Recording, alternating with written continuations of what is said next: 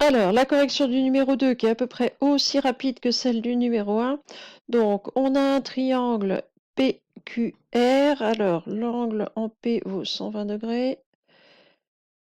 Hop, c'est merveilleux ce que je suis en train de dessiner.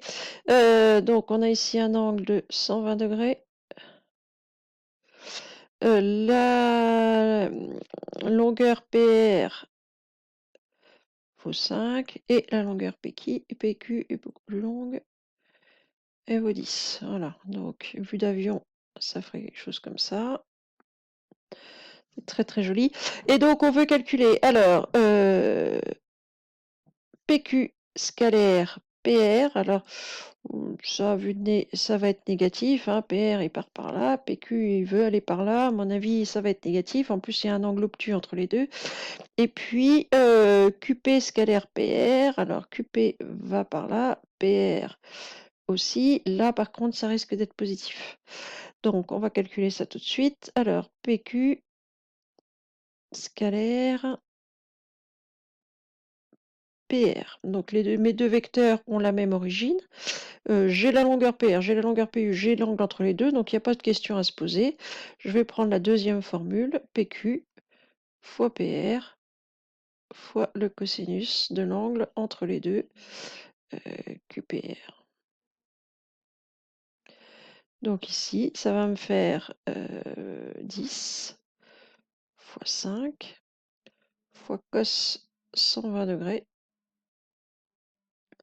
Alors, cosinus 120 degrés, il est négatif, hein, on a un angle obtus, et il vaut l'opposé de celui de 60 degrés. Donc ici, ça va faire moins 1,5. 10 fois 5 fois moins 1,5. Donc ça va faire 10 fois 5, 5, moins 25. Et ensuite, on voulait calculer QP scalaire PR.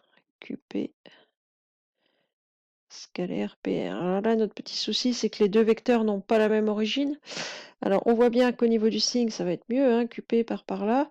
PR aussi, vers la gauche, moi sur mon dessin. Donc, ils ont l'air un peu du même sens quand même. Enfin, du même sens, non. C'est très mal dit. Mais enfin, en tout cas, le produit scalaire a peu de chances d'être négatif. Bon, alors, on peut se débrouiller avec ça? Bah, faut remarquer que QP, c'est l'opposé de PQ. Donc, c'est pratiquement le même que celui du dessus, si ce n'est que c'est moins PQ scalaire PR. PQ scalaire PR, c'est celui qu'on vient de calculer. Donc, l'opposé de moins 25, on va avoir 25. Voilà, un tout petit poil plus long que l'autre, mais à peine.